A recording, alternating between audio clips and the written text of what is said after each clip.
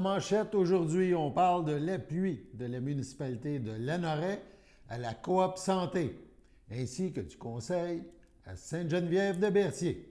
Bonjour à tous et bienvenue à votre bulletin d'information diffusé sur les ondes de CTRB, votre télévision locale et régionale.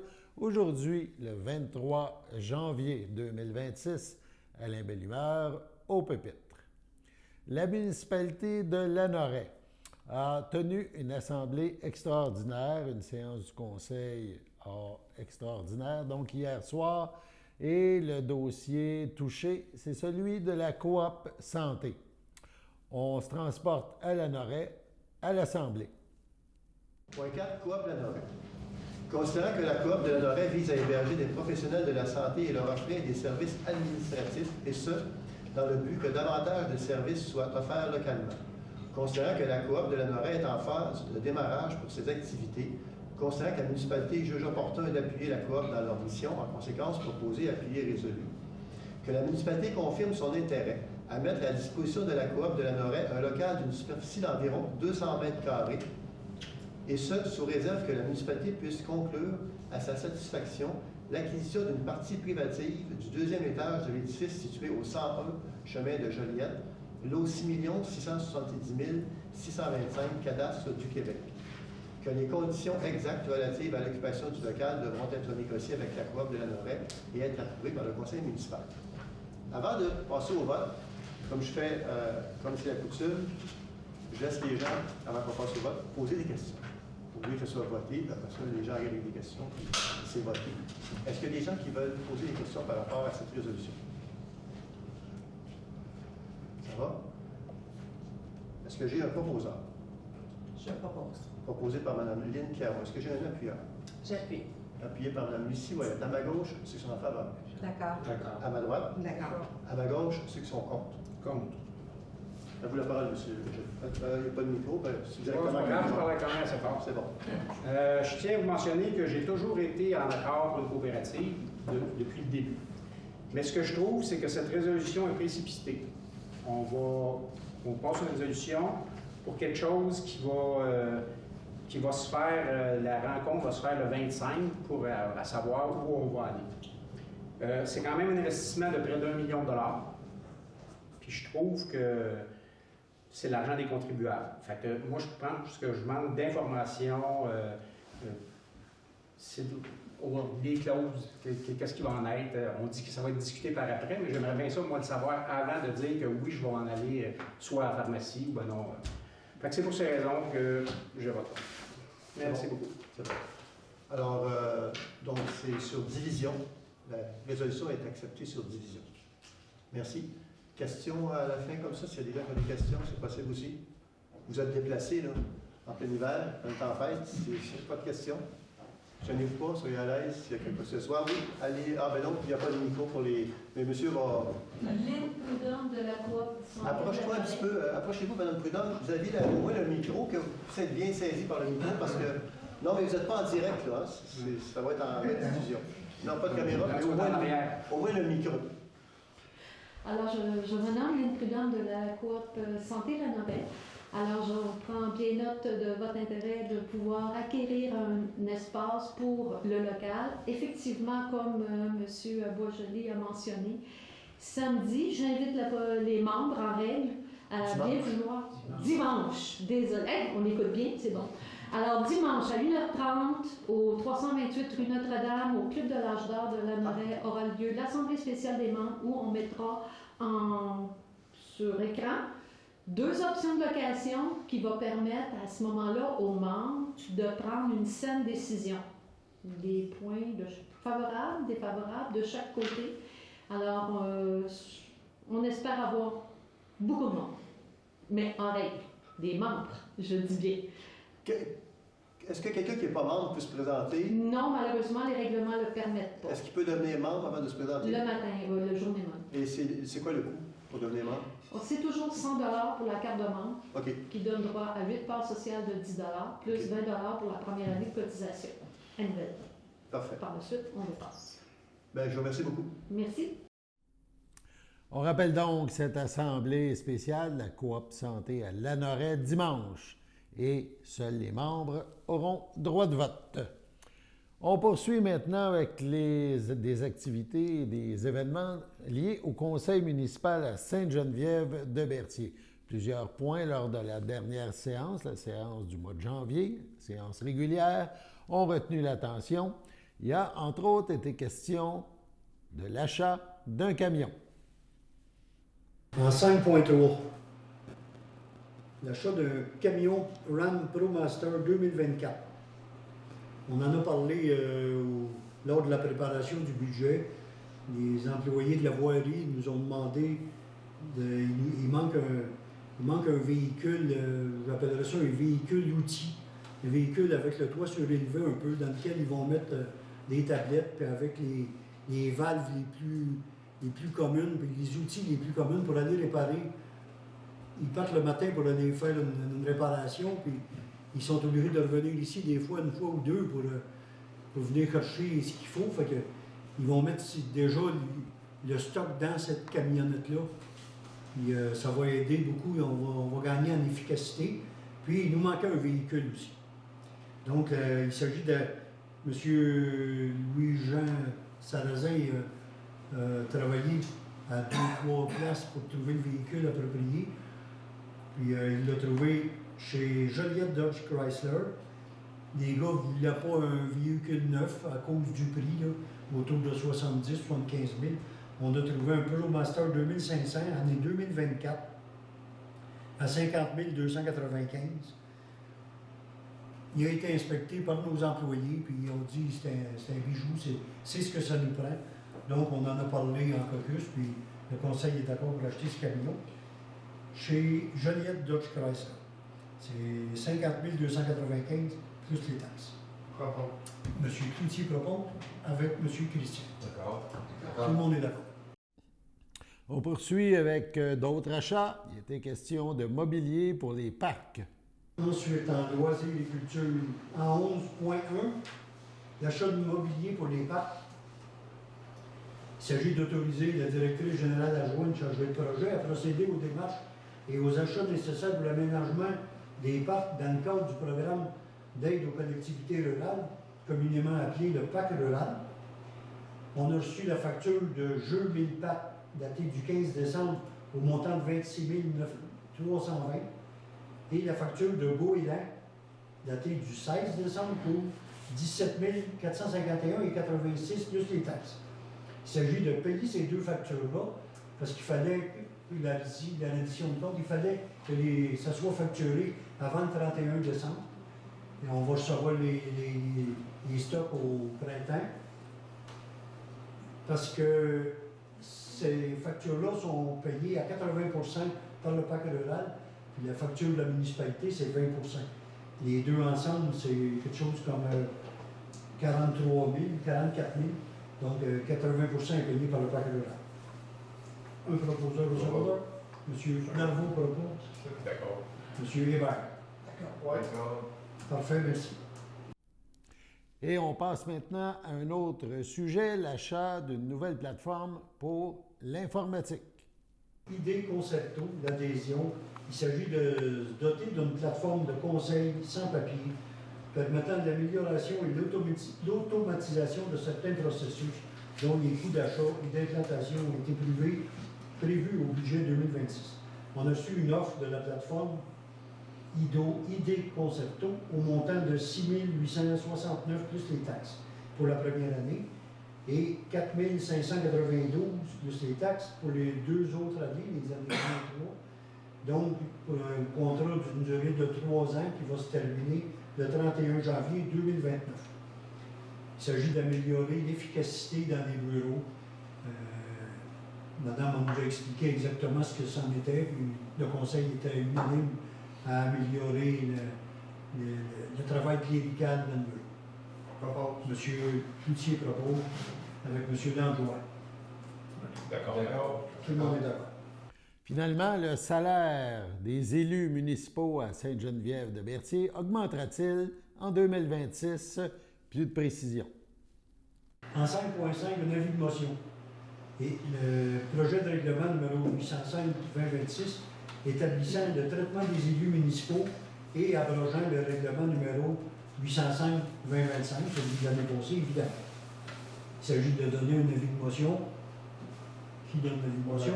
Monsieur Cloutier donne l'avis de motion. Ensuite, dépôt et présentation du projet de règlement établissant le traitement des élus municipaux et abrogeant le règlement 805-2025. Encore là, M. Cloutier dépose le projet de règlement. C'est dans le but de fixer les rémunérations et des allocations de dépenses pour le maire et chaque conseiller. On va avoir notre réunion fin janvier. La date, est-tu fixée, Caroline? Pour la réunion du budget? Le 28? 29, le 29 janvier, la réunion du budget.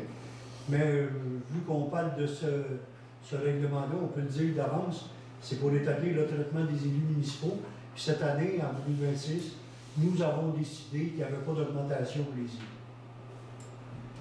Donc, le dépôt du projet de règlement est fait. Sur ce, on passe à la pause. Votre station de télévision de Berthierville vous invite cordialement à son bingo hebdomadaire télédiffusé tous les samedis matins dès 9h30. Depuis longtemps, les fans de CTRB se divisent le joyeux montant de 600 $ chaque semaine à cette joute de bingo. N'oublions pas non plus le super bingo mensuel d'une cagnotte de 2000 $ que vous pourriez vous partager chaque premier samedi du mois. Un moment de fébrilité qui pourrait devenir payant pour plusieurs d'entre vous.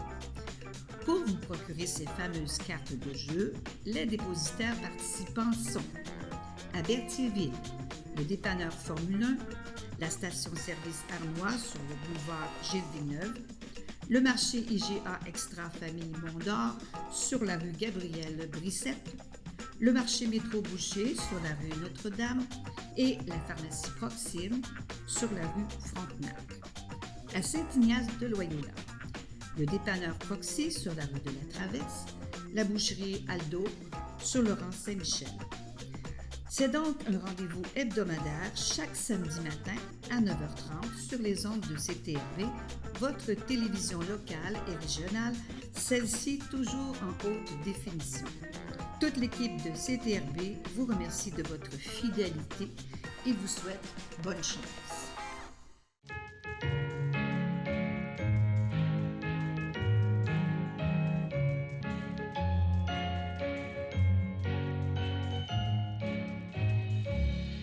Voici donc les anniversaires pour aujourd'hui et ce week-end. La FADOC de l'île du Port, ce 23 janvier, souhaite bonne fête à Fleurette Guévremont et à Sylvie Dubé. Demain, 24 janvier, la FADOC souhaite un heureux anniversaire à Marc Pilon. Et dimanche 25 janvier, les filles d'Isabelle de Berthier souhaitent bonne fête à Yvonne Bélanger. Et la FADOC de l'île du Port souhaite un heureux anniversaire à Pierre Taillon. C'est votre anniversaire aujourd'hui ou durant le week-end qui s'en vient, eh bien, toute l'équipe de CTRB se joint à moi et vous souhaite un bon anniversaire. Donc, on poursuit avec le grand froid. Oui, on annonce, on va en parler tantôt dans la météo. Quelques petits conseils passés à travers ces quelques jours de vortex polaire. On demande d'éviter les longues sorties à l'extérieur ces jours-là, lors du froid extrême. Pour les plus grands, évitez la consommation d'alcool à l'extérieur. L'alcool donne chaud et augmente les risques d'engelure et d'hypothermie.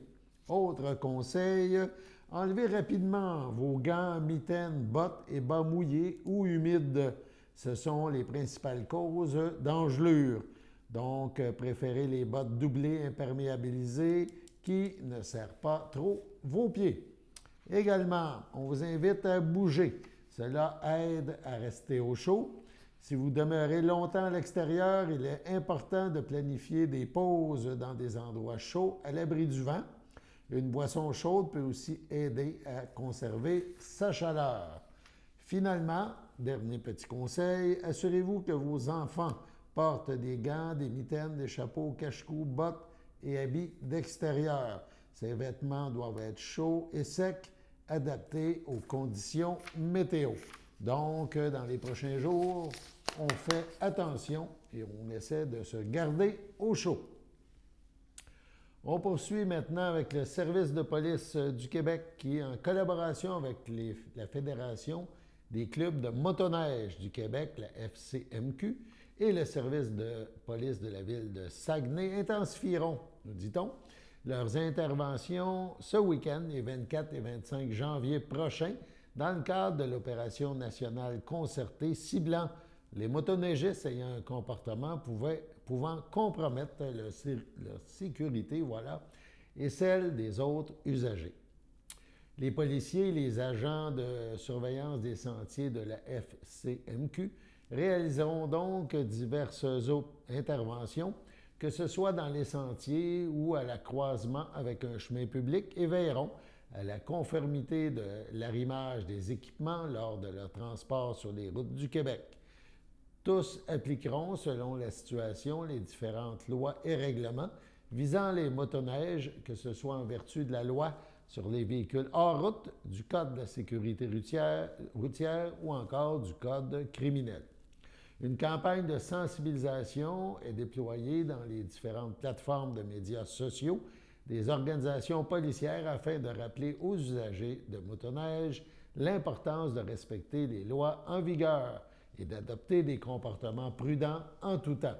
C'est sous le thème « Dans les sentiers, je prends mes responsabilités » que se déploiera cette nouvelle campagne.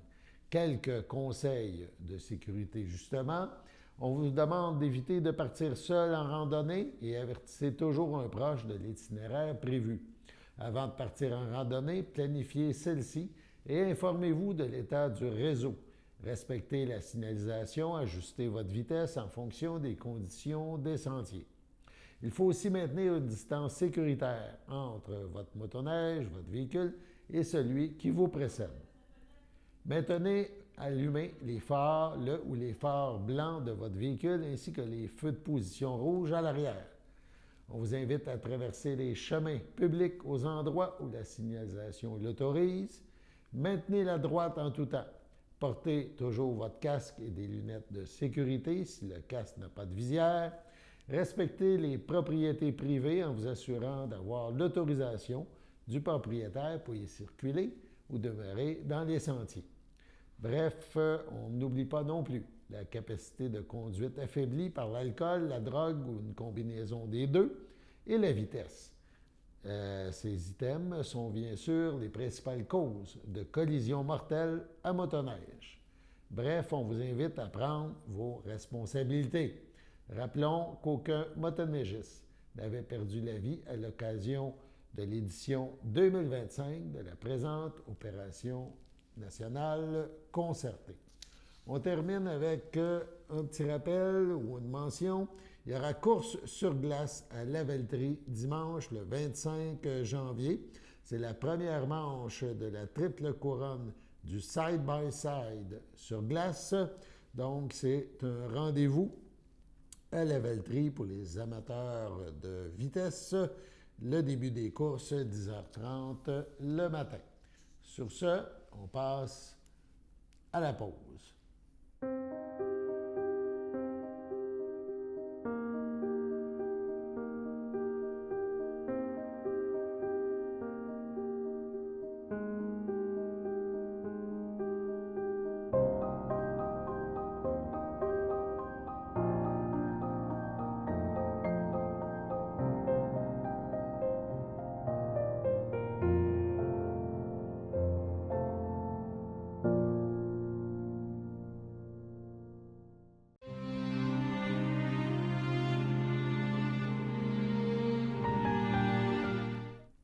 Le 19 décembre dernier, décédée Mme Solange Rémillard, fille de feu Gérard Rémillard, de feu Lorraine Arnois.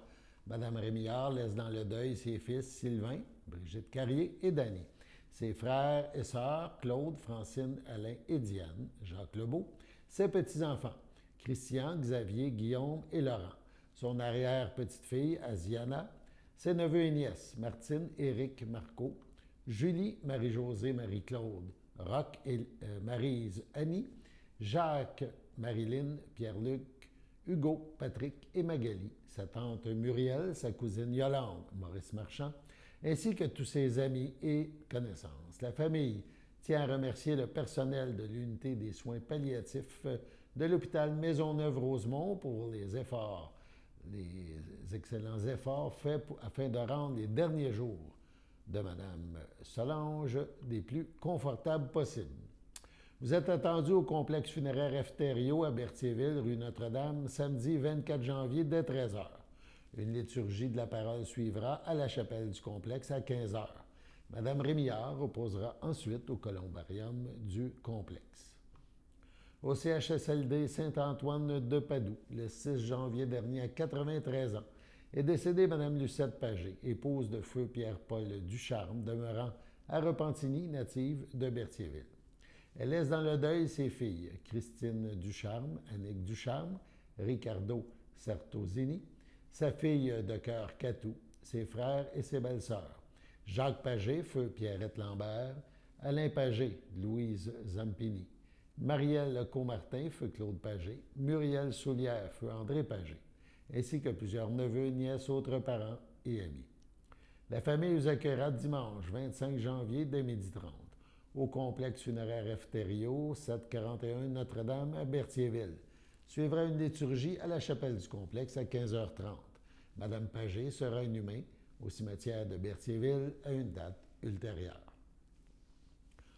Au CHDL de Saint-Charles-Borromée, le 1er décembre, à 73 ans, est décédée Mme Jocelyne Bérard, épouse de feu Yvon Plante, demeurant à Saint-Charles-Borromée, native de Saint-Barthélemy. Elle laisse dans le deuil ses fils, Jonathan Plante, Véronique Allard, Frédéric Plante, ses petits-enfants, Alex-Anne, Marie, Maxime, Nathan, Mélisande, Jacob et Étienne. Ses frères, sa sœur, ses beaux-frères et belles-sœurs. Yvon Bérard, Denise Gauthier, Normand Bérard, Micheline Bérard, feu Rénal Bérard, Christiane Rousseau, Claude Bérard, Jocelyne Ladouceur, feu Pierrette Bérard, feu Germain Rinfray, Pierrette Plante, Rodrigue Roy, André Plante, feu André Roy, ainsi que plusieurs neveux, nièces, autres parents et amis. La famille vous accueillera samedi 31 janvier dès 13h au complexe funéraire Thériault, rue Notre-Dame à Berthierville. Suivra une liturgie à la chapelle du complexe à 15h30. Mme Jocelyne Bérard sera inhumée au cimetière de Saint-Barthélemy à une date ultérieure. Au centre hospitalier Pierre Legardeur, le 10 janvier dernier, à 98 ans, est décédée Mme Françoise Valois-Sylvestre, époux de feu Réaume Sylvestre. Elle laisse dans le deuil ses enfants, Mario, Paul, France, Ninon, Alain, Esther, ses petits-enfants, Patrick, Audrey, Jean-François, Martine, Francis, Olivier, Andréane, ses arrière-petits-enfants, Lucas, Abigail, Théo, Arthur, ses sœurs Gertrude, Suzanne et Rachel, ainsi que d'autres parents et amis. La famille vous accueillera au complexe funéraire Efterio à Berthierville, rue Notre-Dame, samedi 31 janvier dès 9h. Les funérailles seront célébrées en l'église de Saint-Cuthbert à 13h. L'inhumation de Mme Valois suivra au cimetière de Saint-Viateur. À la résidence Le Champêtre, le 17 janvier dernier, à 86 ans, est décédée Mme Denise Rivet, épouse de feu Régent Lessard, demeurant à Berthierville.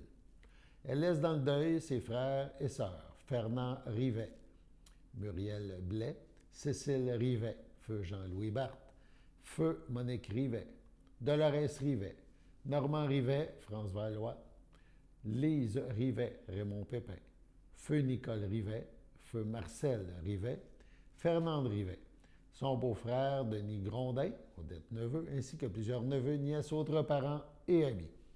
La famille tient à remercier le personnel de la résidence Le Champêtre et le personnel du CLSC à Berthierville pour les bons soins prodigués à Mme Rivet. La famille vous accueillera vendredi 6 février de 19 à 21h et samedi 7 février dès 9h au complexe funéraire Efterio, 741 Notre-Dame à Berthierville, où une liturgie aura lieu samedi le 7 février à 11h. Les cendres de Mme Rivet seront déposées au cimetière de Saint-Ignace de Loyola à une date ultérieure. C'est avec tristesse que nous vous annonçons le décès de M. Paul-Étienne Latour, survenu le 22 décembre dernier au CHDL à Saint-Charles-Borromée à 86 ans. Il était l'époux de René Latour, demeurant à Saint-Ignace de Loyola. Il laisse dans le deuil, outre son épouse, ses enfants, Francis Latour, Christine Lanièce, Élise Latour, Sylvain Lavallée, ses petits-enfants, Quentin Lanièce Latour, Jérémy et Arnaud Lavallée, ainsi qu'Alizée, la belle-fille de Francis.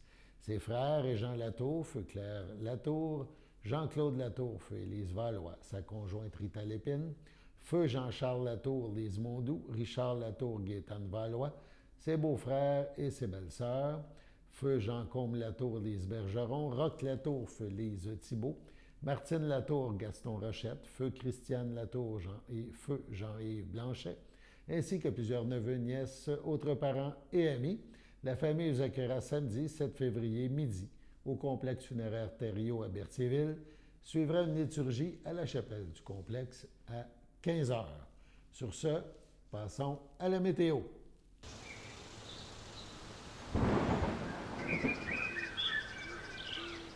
Bienvenue à votre météo de cette fin de semaine. Aujourd'hui, vendredi soir, ce sera généralement dégagé.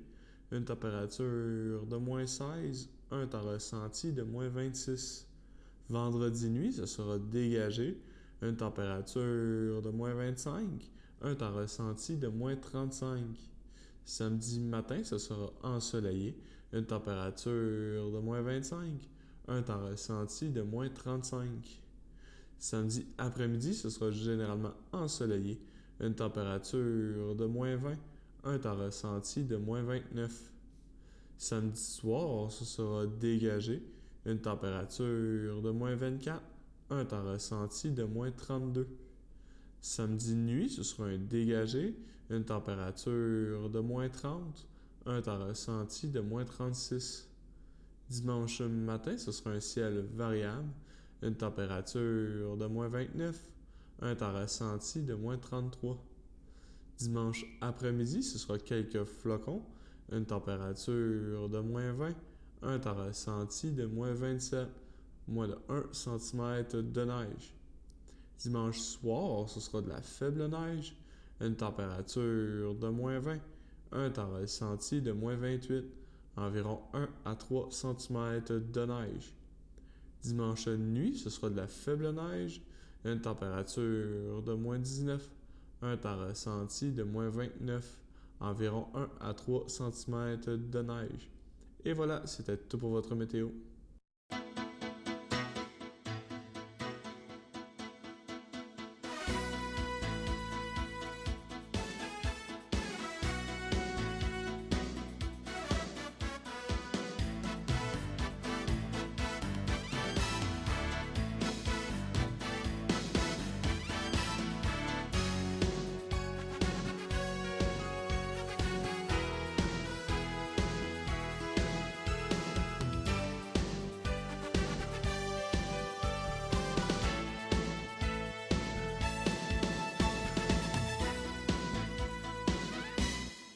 Salut tout le monde! Ici Daniel Grenier pour vous parler des télévisions communautaires autonomes. Et si ce médium n'était pas là, voici à quoi ressemblerait mon message. Ça aurait pu être beaucoup plus triste si j'avais rajouté cette petite chanson triste. Mais bon, là n'est pas le point. Diversité de contenu, gestion indépendante locale, sans oublier une participation active à la communauté. Ensemble, encourageons les télévisions communautaires autonomes. J'ose ma télé communautaire.